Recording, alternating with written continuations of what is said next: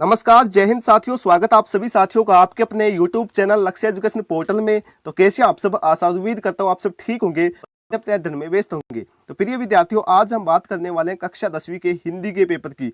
और आप सभी साथियों को पता होगा कि राजस्थान के अंदर हिंदी का पेपर है वो साथियों कितने तारीख को होने वाला है? 12 मार्च को होने वाला है। तो साथियों इस पेपर को आपको कंप्लीट है वो देखकर जाना है। साथियों मैं ऐसे नहीं कहता कि ये पेपर आपको हूबहू देखने को मिलेगा हिंदी का, लेकिन मैं ये जरूर कहता हूँ साथियों इस पेपर में से आपको क्वेश्चन है वो जरूर देखने को मिल जाएंगे। तो चलिए स्टार्ट करते हैं बिना देरी के।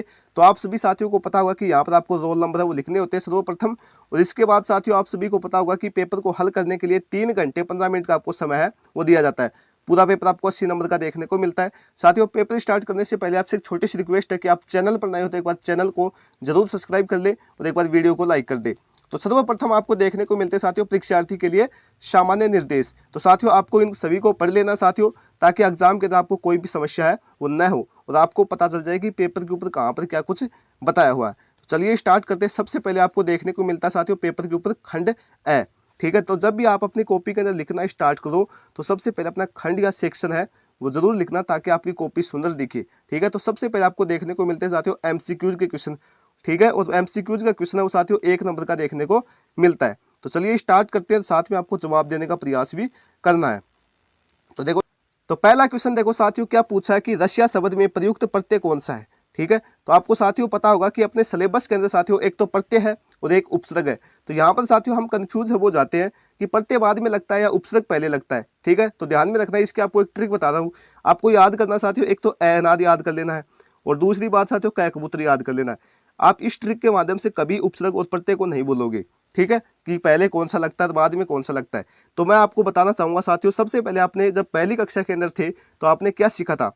तो मेरे हिसाब से तो आप सभी को पता है कि ऐनाद सिखाते थे टीचर। ठीक है, और बाद में आपको कै कबूतर वो सिखाया जाता था। और आप सभी को पता होगा कि जो उपसर्ग होता है साथियों, उपसर्ग उपसर्ग होता है वो किस लाइन के अंदर आता है? ऐनाद वाली लाइन के अंदर है वो देखने को मिलता है। तो आपको याद करना है कि ऐनाद वाली लाइन है वो हमें पहले सिखाई जाती थी, तो इसका मतलब उपसर्ग वो साथियों पहले लगता है। ठीक है, और प्रत्यय होता है वो साथियों कै कबूतर की लाइन है वो हमें बाद में सिखाए जाते थे। तो आपको याद कर लेना कि प्रत्यय वो शब्द के अंत में लगते हैं। ठीक है, अंत में लगते हैं, उपसर्ग होते हैं वो शब्द के पहले जुड़ते हैं। तो याद कर लेना साथियों, एग्जाम के अंदर जरूर इनमें से आपको क्वेश्चन है वो देखने को मिलेगा। 100% गारंटी के साथ कहता हूँ क्वेश्चन देखने को जरूर मिल जाएगा।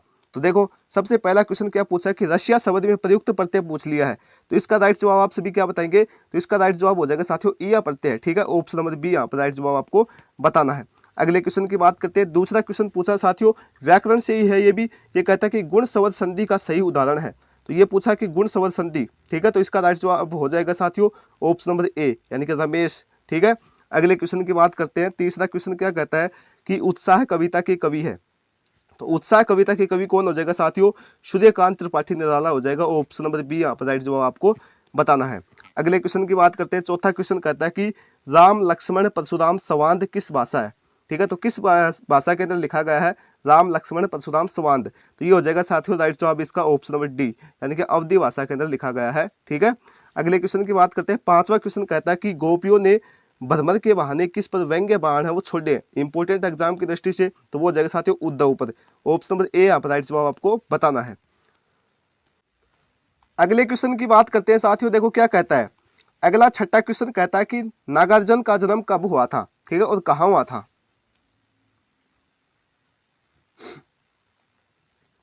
तो छठा क्वेश्चन देखो साथियों क्या कहता है कि नागार्जुन का जन्म कहाँ हुआ था। ठीक है, तो इसका राइट जवाब हो जाएगा साथियों ऑप्शन नंबर ए यानी कि बिहार के अंदर हुआ था साथियों नागार्जुन का जन्म। ठीक है, याद रखना इंपॉर्टेंट है। अगला सातवां क्वेश्चन क्या कहता है कि कैप्टन किसका नाम था। तो कैप्टन किसका नाम था साथियों? तो वो हो जाएगा चश्मे वाले का। ऑप्शन नंबर ए यहाँ पर राइट जवाब आपको बताना है। अगले क्वेश्चन की बात करते हैं। आठवां क्वेश्चन कहता है कि लखनवी अंदाज व्यंग्य के लेखक हैं। तो कौन हो जाएगा साथियों? यशपाल जी हो जाएगा। ऑप्शन नंबर ए यहाँ पर राइट जवाब आपको बताना है। अगले क्वेश्चन की बात करते हैं। 9वां क्वेश्चन कहता है कि बाल गोविंद भगत जो पाठ है उसकी विद्या है, यानी कि कौन सी विद्या के अंदर लिखा गया है साथियों? तो इसका राइट जवाब हो जाएगा साथियों रेखा चित्र यानी कि ऑप्शन नंबर सी यहाँ पर राइट जवाब आपको बताना है। अगले क्वेश्चन की बात करते हैं। 10वां क्वेश्चन कहता है कि संस्कृति का परिणाम है। तो क्या करोगे इसके अंदर? इसके अंदर ऑप्शन नंबर बी यानी कि सभ्यता संस्कृति का परिणाम है। अगले क्वेश्चन की बात करते हैं। 11वां क्वेश्चन कहता है साथियों कि हमारे समाज में नाक है वो किसका प्रतीक है। तो नाक आप सभी को पता है कि इज्जत का प्रतीक होता है साथियों। तो यहाँ पर आप सभी बताएंगे ऑप्शन नंबर सी। ठीक है, अगले क्वेश्चन की बात करते हैं। 12वां क्वेश्चन देखो क्या कहता है कि हिंदी का पहला आंचलिक उपन्यास माना जाता है। एग्जाम की दृष्टि से वेरी वेरी इंपॉर्टेंट क्वेश्चन है साथियों। तो इसका राइट जवाब आप सभी बताएंगे देहाती दुनिया, यानी कि ऑप्शन नंबर बी यहाँ पर राइट जवाब आपको बताना होगा। अगले क्वेश्चन की बात करते हैं। अब देखने को मिलते हैं साथियों रिक्त स्थान वाले क्वेश्चन, जो कि ये क्वेश्चन भी आपको एक एक नंबर के देखने को मिलते हैं और व्याकरण से संबंधित ये क्वेश्चन है वो आपको पूछे जाएंगे। तो पहला क्वेश्चन साथियों आपको जवाब देने का प्रयास भी करना है।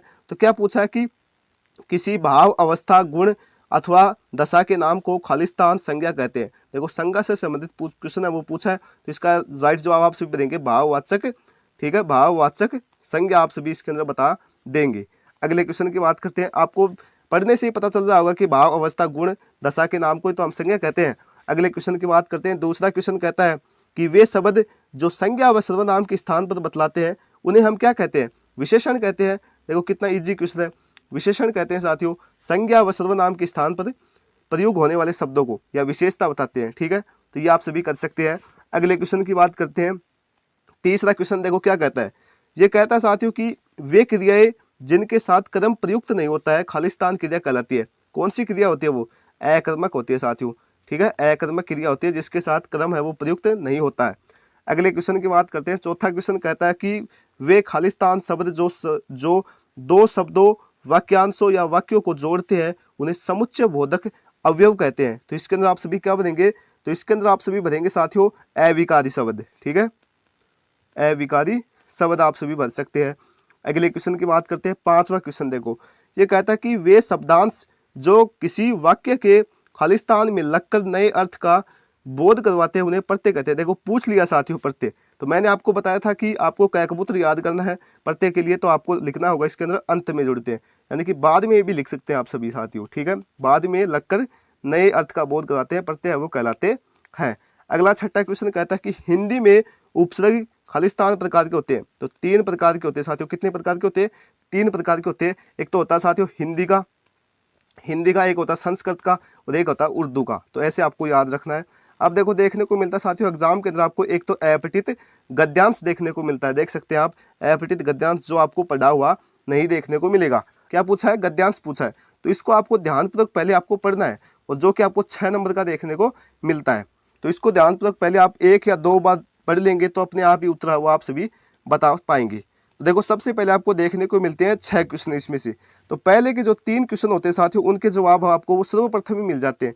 जैसे कि यहाँ पर आपको इन 3-4 लाइनों के अंदर उत्तर है वो सर्वप्रथम आपको देखने को मिलेंगे। तो आपको इसको पढ़ लेना साथियों। वैसे आप सभी को पता है कि वीडियो के अंदर आप सभी को बताऊंगा तो वीडियो है वो ज़्यादा लंबी हो जाएगी, तो इसको आपको पढ़ लेना है। आगे बात करते हैं। और अगले की देखो, अगले जो लास्ट के क्वेश्चन होते हैं ये क्वेश्चन आपको बीच में या लास्ट के अंदर देखने को मिलते हैं, लेकिन पहले के जो क्वेश्चन होते हैं वो साथियों आपको पहली या दूसरी लाइनों के अंदर ही देखने को मिल जाते हैं। चाहो तो आप देख सकते हैं ट्राई करके। ठीक है, अगले क्वेश्चन की बात करते हैं। चौथा क्वेश्चन ये आप सभी को मैंने बताया था कि अपठित गद्यांश और पद्यांश देखने को मिलेगा, तो ये साथियों पद्यांश। ठीक है, ये भी आपको 6 नंबर का देखने को मिलेगा। तो इसको आपको पढ़ना है, और जिस तरीके से मैंने आपको बताया था कि पहले या बाद में आपको उत्तर है वो देखने को मिल जाएंगे, और ये भी आपको 6 ही देखने को मिलते हैं। तो खंड ब साथियों यहाँ से स्टार्ट होता है। ठीक है, खंड ब के अंदर साथियों आपको 2-2 नंबर के क्वेश्चन वो देखने को मिलेंगे और 7 क्वेश्चन वो देखने को मिलेंगे। 40 शब्दों के अंदर उत्तर देना साथियों। कितने शब्दों के अंदर? 40 शब्दों के अंदर। यानी कि बात करें अपनी कॉपी की, बोर्ड की कॉपी की, तो 4 लाइनों के अंदर इनका उत्तर वो देने का प्रयास है वो करना है। अगर आप ज़्यादा लाइन लिखते हैं तो साथियों आपके नंबर है वो काट लिए जाएंगे। वो टीचर है वो जांच करेगा, वो सोचेगा कि इस बच्चे ने क्या कर रखा है, लाइनें भर रखी है, बाकी कुछ नहीं कर रखा। तो आपको ज़्यादा लाइनें लिखने की आवश्यकता है वो नहीं होती। आपको सीधे सीधे लाइनों के अंदर उत्तर बनाने का प्रयास है वो करना है। तो 5वां क्वेश्चन देखो क्या पूछा है। ये कहता है कि शहनाई और डुमराव एक दूसरे के लिए किस प्रकार उपयोगी है। 2 नंबर का पूछा है और 40 शब्दों के अंदर आपको उत्तर है वो देना है। तो इसका राइट जवाब आप सभी क्या बताएंगे कि शहनाई बजाने के लिए इस्तेमाल होने वाली रीड है साथियों डुमराव में पाए जाने वाली नरकट से बनती है। किससे बनती है? नरकट से बनती है साथियों। दूसरा क्या हो जाएगा, डुमराव का संबंध किस प्रकार से है? डुमराव का संबंध साथियों जो मशहूर शहनाई वादक थे साथियों, कौन थे वो? बिस्मिल्लाह खान जी। बिस्मिल्लाह खान जी वो भी कहाँ के थे? डुमराव के थे। तो ये आप सभी लिख सकते हैं इसके अंदर, इंपॉर्टेंट एग्जाम की दृष्टि से। 6ठा क्वेश्चन देखो क्या पूछा है कि हालदार साहब ने जब नेताजी की मूर्ति, ठीक है, नेताजी सुभाष चंद्र की मूर्ति को जब पहली बार देखा था तो उनकी दृष्टि में क्या बात है वो खटकती थी। तो इसका राइट जवाब आप सभी बताएंगे कि हालदार साहब ने जब नेताजी की मूर्ति को पहली बार देखा था तो उसके मन में खटकता था साथियों, ठीक है, तो कि उनकी आंखों पर जो चश्मा लगा हुआ था वो किसका था, संगमरमर का नहीं था साथियों, और जबकि मूर्ति थी वो संगमरमर की बनी हुई थी, ठीक है, बल्कि जो चश्मा था साथियों वो किसका था, वो फ्रेम का बना हुआ था, प्लास्टिक की फ्रेम का।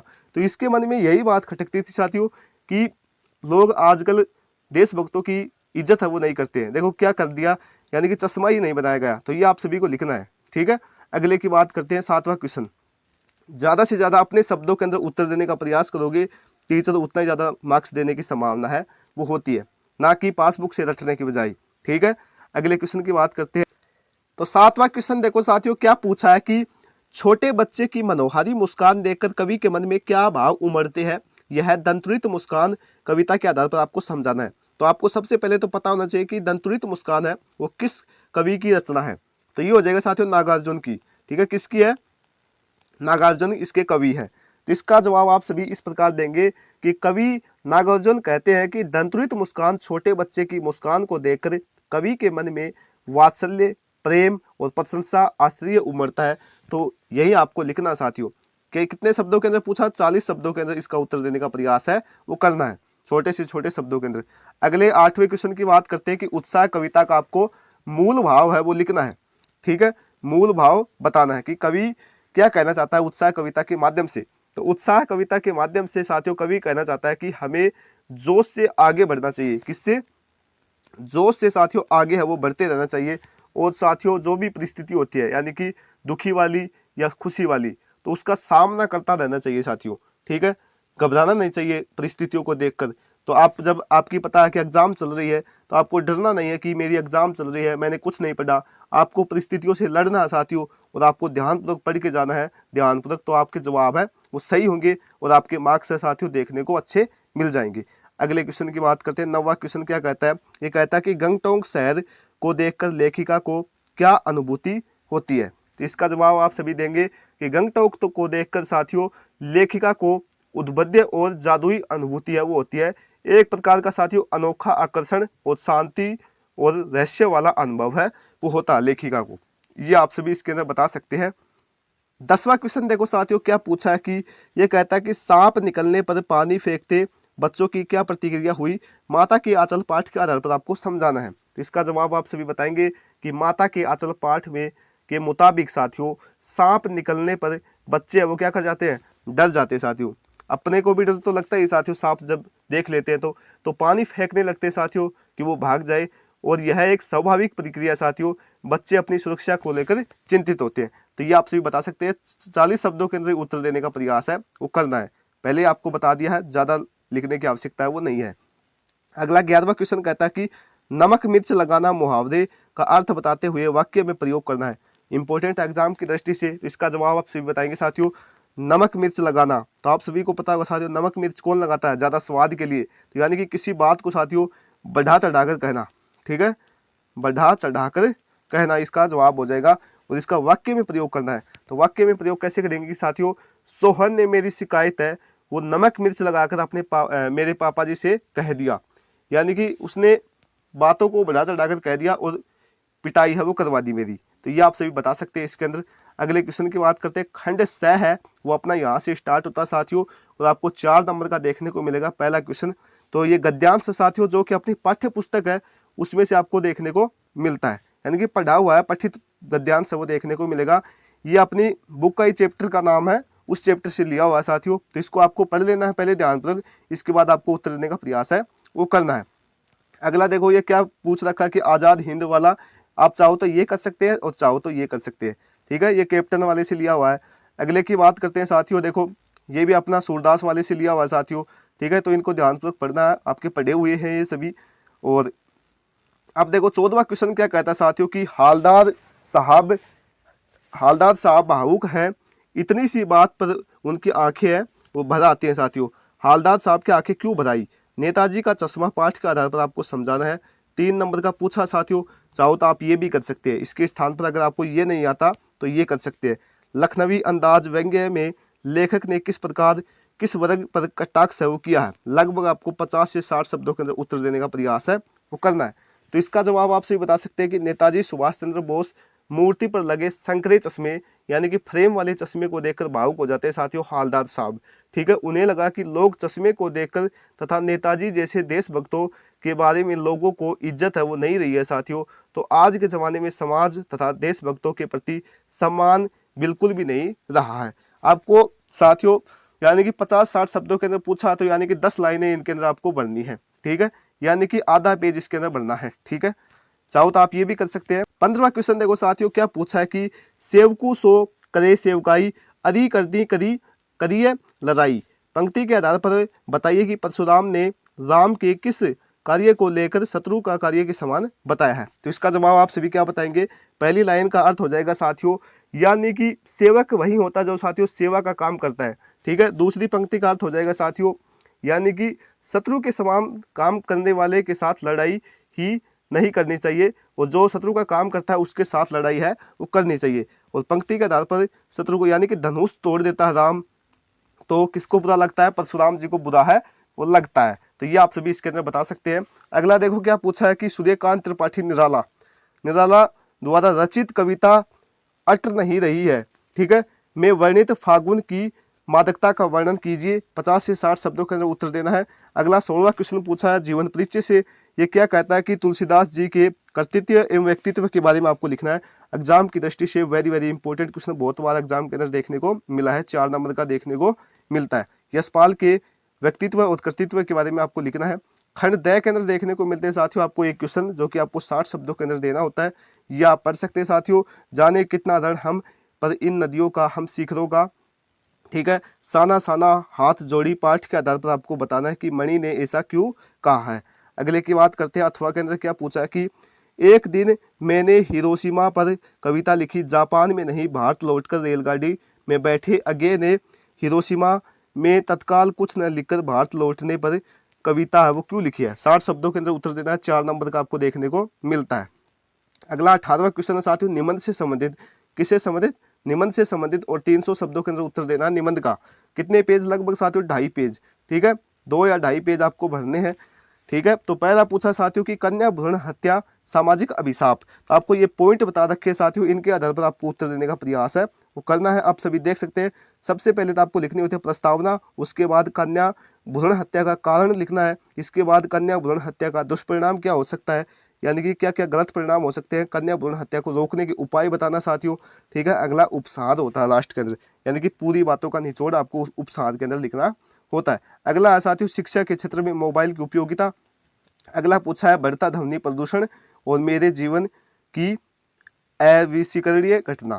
तो ये आप सभी को पूछा है। 19वां क्वेश्चन देखो क्या कहता है कि स्वयं को यानी कि खुद को राजकीय उच्च माध्यमिक विद्यालय नाहरपुरा का छात्र राहुल मानते हुए अपने विद्यालय के प्रधानाचार्य को लिखना है साथियों कि पुस्तकालय सप्ताह मनाए जाने के हेतु प्रार्थना पत्र आपको लिखना है। 4 नंबर का देखने को मिलेगा। ये नहीं आता तो साथियों ये कर सकते हैं, स्वयं को रामगढ़ निवासी अर्जुन मानते हुए अपने मित्र राकेश को जीवन में अनुशासन का महत्व बताना है, और इसके ऊपर आपको एक क्या लिखना है, पत्र लिखना है।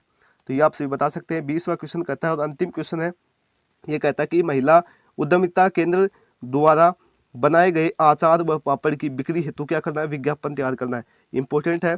और ये कहता है अगला, चाहो तो आप ये कर सकते हैं, चाहो तो आप ये कर सकते हैं। तो ये क्या कहता है कि विद्यालय में छात्रों द्वारा उपयोगी वस्तुओं से निर्मित वस्तुओं की प्रदर्शनी के लिए एक विज्ञापन आपको तैयार करना है।